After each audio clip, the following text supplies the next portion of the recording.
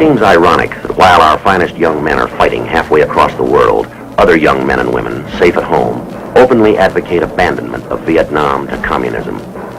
Perhaps they really don't know what this war is all about.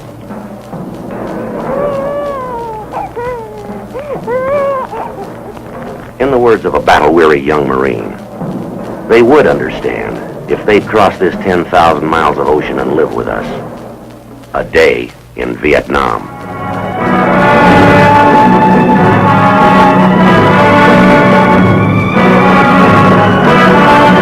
This day, this trip, is not to delineate the why of Vietnam. Rather, it is to see the what and the how of our military operations, to give you a deeper insight into this war and the way it is being fought.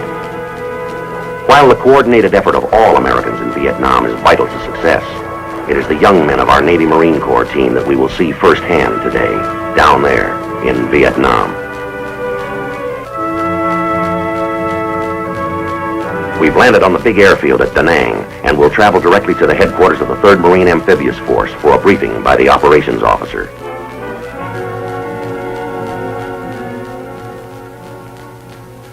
Gentlemen, I will give you a brief rundown on our present status in Vietnam, together with a thumbnail sketch of the initial landings and subsequent buildup. As you can see on this map, the 17th parallel divides North Vietnam from South Vietnam. Militarily speaking, South Vietnam is divided into 4 areas. The 4th Corps area in the south, the 3rd Corps, the 2nd Corps, and in the north, the 1st Corps, or as we call it, the I Corps area. The area within this I Corps is approximately 10,000 square miles with a beach line or coastline of 167 miles. The 3rd Marine Amphibious Force is responsible for all United States military operations in the I Corps area. Located here, in about the center of the I Corps area, is our major operational base of Da Nang. You will recall that it was at Da Nang that the initial landings were made by the 9th Marine Expeditionary Brigade. This is now our largest operational base. At about here, approximately 50 miles to the south of Da Nang, is the operational base at Chu Lai. The Marines and the Seabees have built a small airfield for tactical support. Our 3rd operational base is approximately 45 miles to the north of Da Nang. It is the base at Hue Phu Bai. Now, although the bulk of our Marines are located in or around these 3 bases, I want to point out that the Marines of the 3rd Amphibious Force have been fighting from one end of the I Corps area to the very other tip. With so many new and different things for you to see, it is difficult to sort them out in any order. However, it's quite easy to choose what you should see first. Our Marines. They're the finest. These Marines have just returned from a tough battle in the north. They are now in a defensive perimeter. Their weapons are cleaned and cared for before a thought can be given to personal comfort. A matter of importance in the life of a professional fighting man. This is neither a clean nor an easy life for our men, but they've learned to accept the physical hardships of battle as their fathers did before them.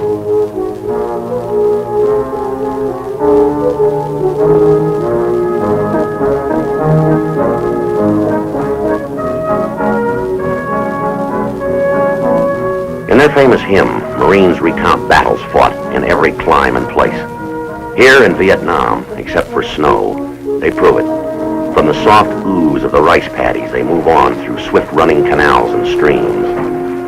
Then push forward into the jungles that fringe the mountains, where elephant grass tears at the skin while vines tangle the feet and giant trees cut off the sun.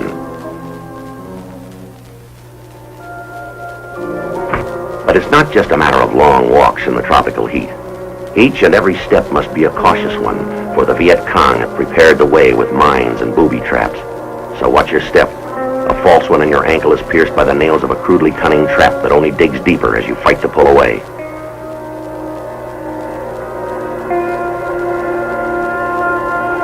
A hidden shell sits waiting for the unwary foot. And you'll never know which innocent-looking piece of grass or fern covers a pit of sharpened, poison-tipped bamboo spikes. Marine engineers must constantly sweep the roads and trails in search of killer mines.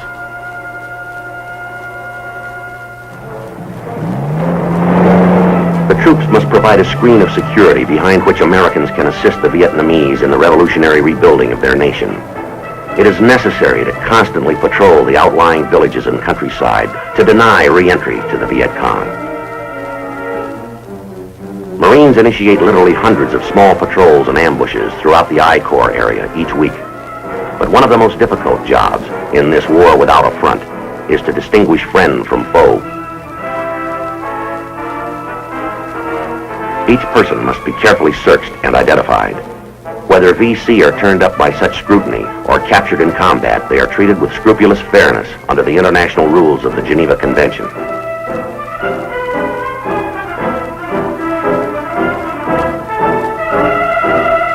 Marines have found that such treatment of an often cruel enemy frequently results in the proffering of information that reveals the whereabouts of an enemy force.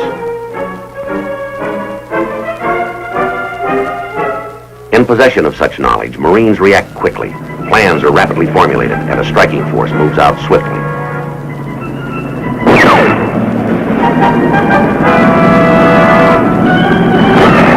As they move in on the enemy position, they are met by intensive small arms fire. It results in some casualties, but the attack is carried to the enemy stronghold.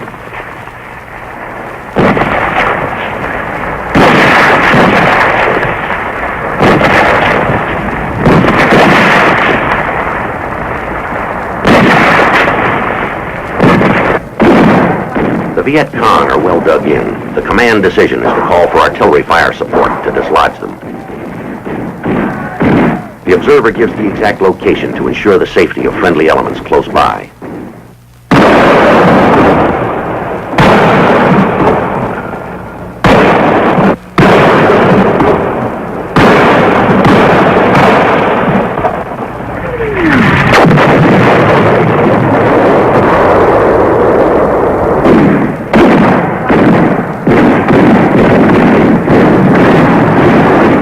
Now the troops can make the final assault and move in to destroy the enemy equipment and supplies.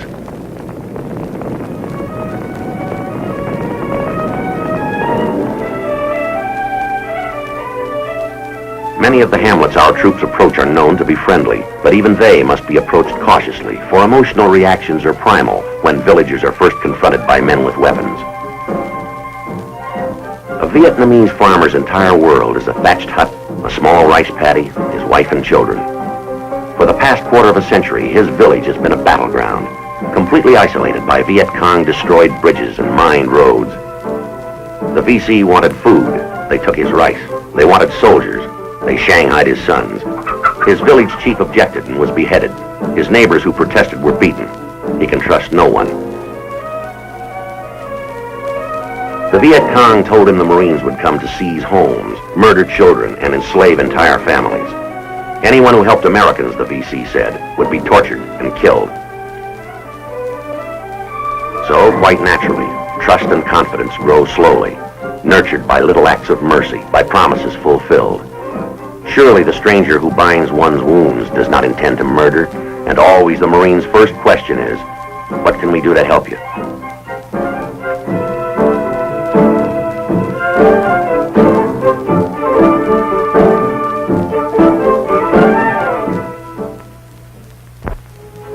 When the Viet Cong have been driven out of the area, a combined action company is formed to provide security for the village.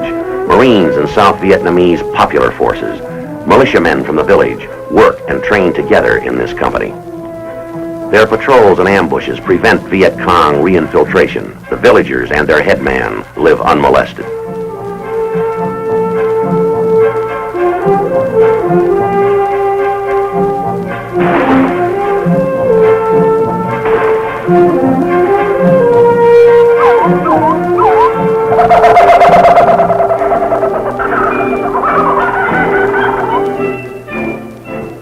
With this security, fear is replaced by hope and the desire to build for the future. Marines work side by side with the village people, constructing churches, hospitals, and schools. American generosity provides the building tools, even the very bricks and mortar. Through many civic action funds, and the Marine Corps Reserve Care Program is one of them, Americans are giving unstintingly to help in this rebuilding of a nation and its people. In classrooms such as this, children, and adults too, are learning for the first time of the vast potentials of our free and democratic system. It is on this other front in the battle to win the hearts and minds of the Vietnamese people that will be determined the kind of world their children, and our children too, will come to inherit. The Navy corpsman with his bar of soap and his bag of medical gear already is well loved by the Vietnamese people, symbol of America's helping hand. But he is only one of 100,000 Navy men committed to the war in Vietnam.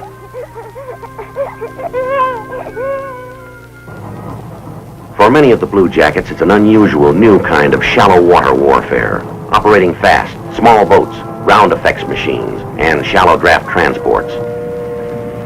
They hunt down and destroy the waterborne Viet Cong and act as advisors to the Vietnamese Navy as they move their troops along the water high roads for an attack on a riverside VC encampment.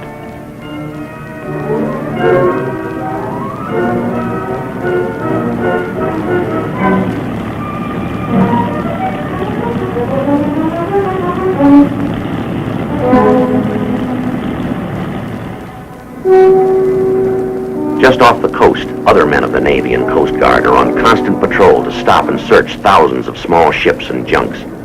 Many are carrying supplies intended for the Viet Cong. This blockade is known as Operation Market Time. It involves the surveillance of 1,000 miles of coast from the 17th parallel to the Gulf of Siam. Tough duty, but it's drying up one arterial lifeline from North Vietnam.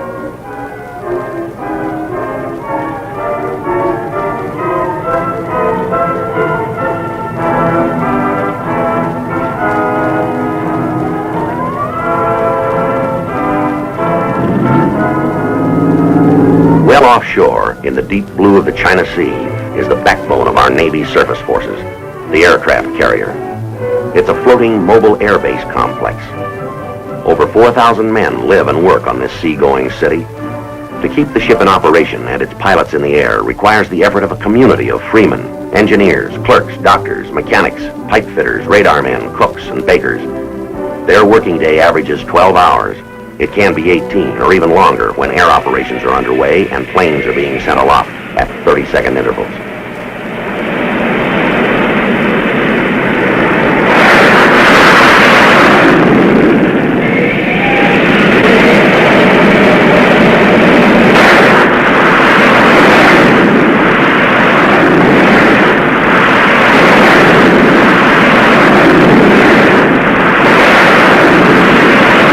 About half of all the combat sorties over North Vietnam have been flown by Navy and Marine pilots.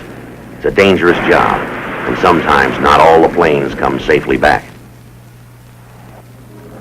A search and rescue helicopter hurries on its way when that radioed distress call, Mayday, signals a pilot in trouble. He could be down in the open sea or deep in the jungle. Their job is to find him and bring him back.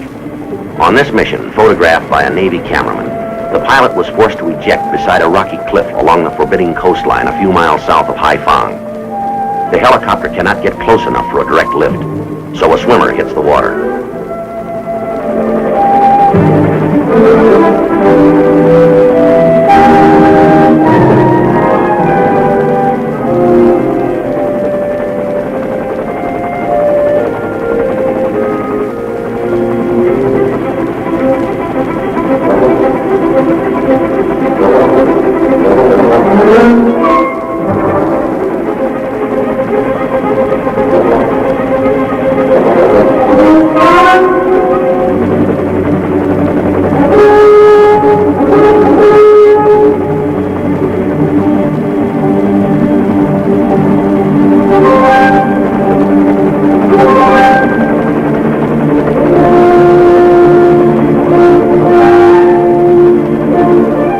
Search and rescue is costly, difficult, and dangerous, but the value placed on a single life makes any effort worthwhile.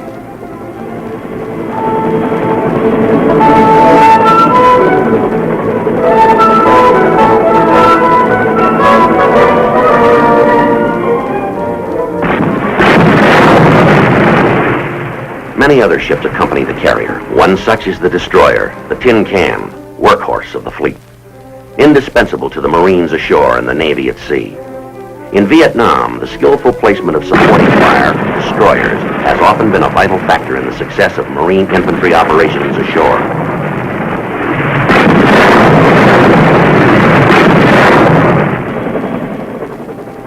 Another fleet operation in the South China Sea is the Amphibious Task Force.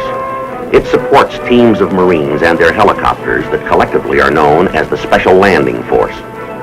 The SLF operates from a specially designed ship that is a combination troop ship and helicopter carrier called an LPH. With almost lightning speed, the Special Landing Force can strike from the sky by helicopter and across the beach by amphibian vehicles in a highly effective two-pronged assault. The SLF has been employed at many points along the coast of South Vietnam. These Marines are part of the air attack group in the operation in which we're going to participate today. As they head toward land and a new battlefield, the minds of the fighting men are occupied with their own thoughts, their own prayers. Even for those who have taken part in many previous operations, the race toward a new unknown always carries with it that special feeling in the pit of the stomach.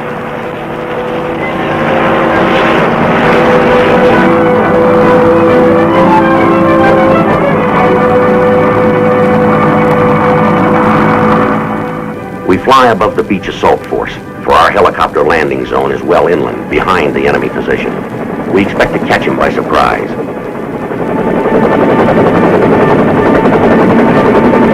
The helicopter force will block him from escaping toward the west, while the beach assault group offloads swiftly, then moves inland to play the hammer against the anvil.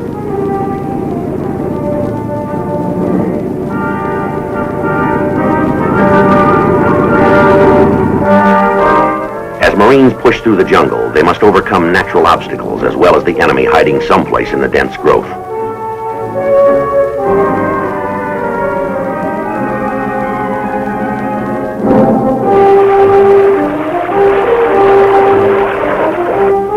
A river to cross is a welcome coolness, but its waters support a myriad of leeches that slip inside clothing to fasten on the skin. The wounds they leave are easily infected in this tropical climate.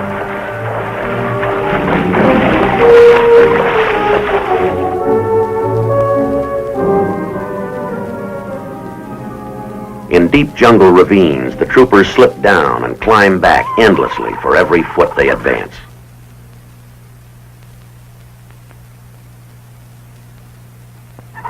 Now you are with them, and watch where you step and where you grab. A movement in the shadow beneath you could be a vicious giant rodent. A harmless-looking vine might be a poisonous snake. Even the trees in this rainforest are hostile. They grow so thick their triple canopies bring darkness at noon. Hang on to the man in front of you, or you're lost in this midnight gloom. Then, suddenly, out of the misty darkness, contact.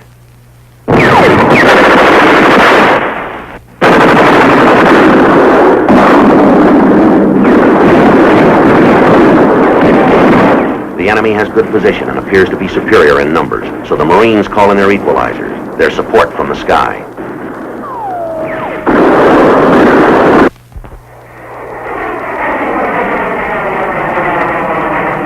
This is the moment for which these pilots have been prepared, for which they've been ready and waiting.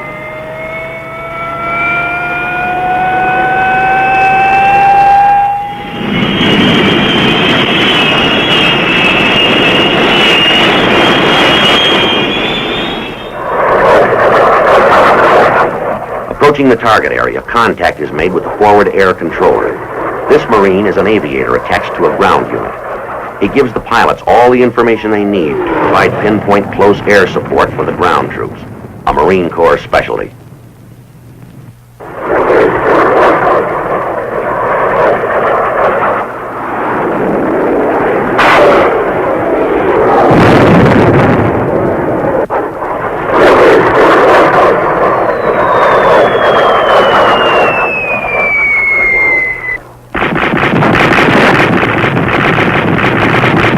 Was needed to even up the odds, and the infantry action is positive and powerful in destroying the remaining enemy. We have our casualties, But our fatalities from combat-inflicted wounds have been cut to less than 2% because of the speed with which a wounded man can be moved from the battle zone to skilled surgical help. While the Navy corpsman gives emergency aid, a medevac team is being brought in by that mechanical angel of mercy called a helicopter. Usually less than 30 minutes after being hit, a seriously wounded man is in the operating room, either at a field hospital or aboard the USS Repose, a hospital ship that has been a welcome addition to our medical facilities in the combat zone.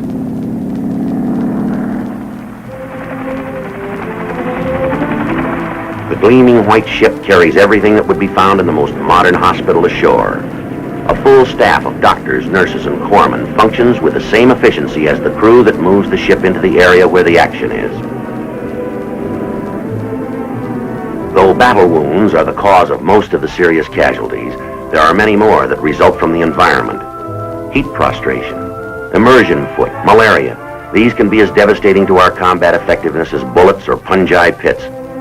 But the knowledge that quick and sure care is close at hand helps keep morale high in the rice paddies.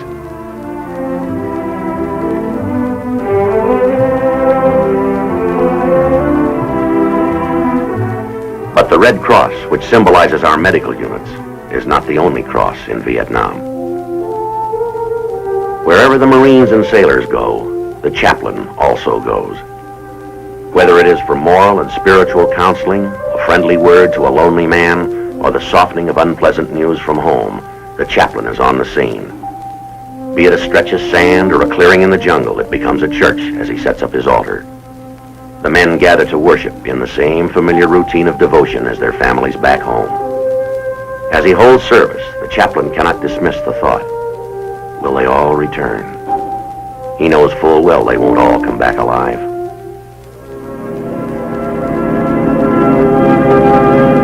Prayers are said, a letter is written home to the family, yet so little can be done for this one who was given so much. There will be no more tales of his exciting adventure in a far-off land. No more plans for his education, his family, his home. He may have been a lad, not quite a man in years, but he gave us a man's greatest treasure, his life, and he gave it not unknowingly. These men prove every day they understand the why of Vietnam. Listen to a few letters written home by these young men, some of whom have since been killed.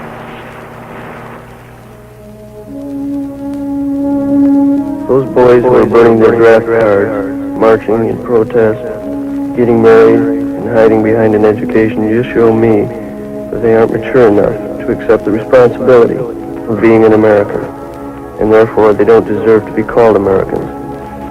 Mom, I don't want to die over here, but if there's what it takes to make the world a better place for you and Dad and everyone to live, then giving my life won't be in vain.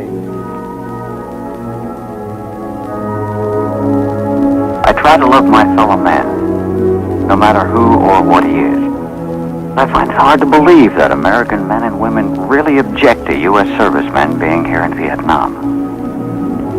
If those people who parade, protest, and tell us we're fighting a useless war had to live without their freedom, they change their point of view.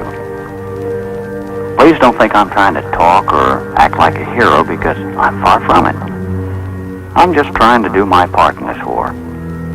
But it's a war that I'd gladly give my life for if it'd help bring freedom to the people here and help it grow stronger in our own country. The day I left home to come over here, I kissed my kids goodbye and my wife had tears in her eyes.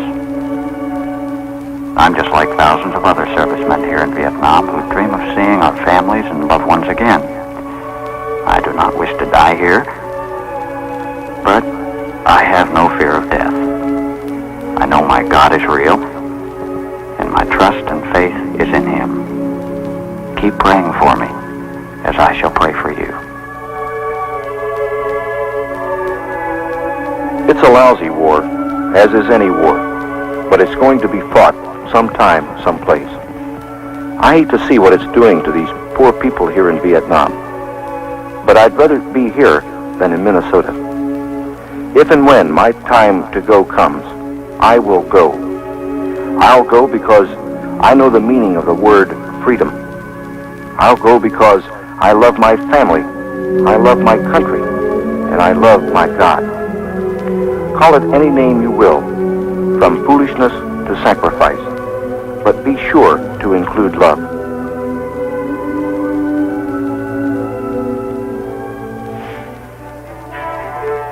This is the end of our day in Vietnam, a glimpse of the war as it is being waged all day, every day, by these young men who are growing up in a hurry. 18, 19, 20 years old. They were boys when they got here. They've become men overnight.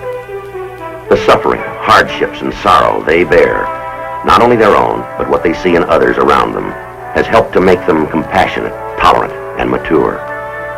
The young men who comprise the vast bulk of our Navy and our Marine Corps, who are seldom seen on television, who are rarely interviewed by the press, these men are, as they have always been, the truly strong men of our nation. Only a couple of years ago, these young men would have been embarrassed to tell what patriotism meant to them, how much they loved their homes, their God, their country. Now they daily risk their lives for their beliefs. This vast cross-section of America, it's young, tired, gallant fighting men. This is not only the face of America, this is the heart of America. They will return, most of them, but that valiant heart will keep beating only if it is nourished and sustained by the rest of America. And these, then, are the true heroes of the war, the young men of your Navy and your Marine Corps. Whatever they are, and ultimately, whatever our country is, we owe to them and their brothers in the other services, past, present, and future.